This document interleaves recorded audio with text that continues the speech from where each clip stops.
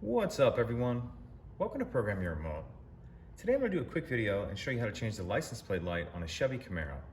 This is a 2020 model here, but it will be the same on a few different years.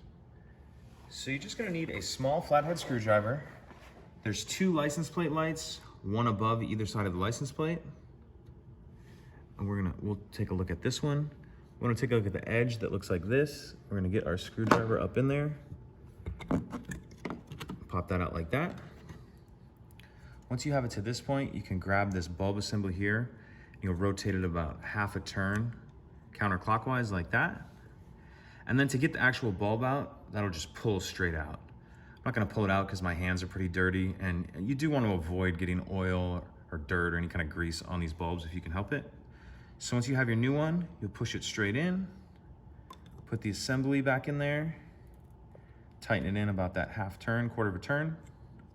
Then we'll start with this edge in first, the opposite of the edge we started with at the beginning, and that'll just push up in there like that. Pretty simple. If you have any questions, please let me know. If you could take a second to like and subscribe, it helps us out, and I'd appreciate it. Thank you.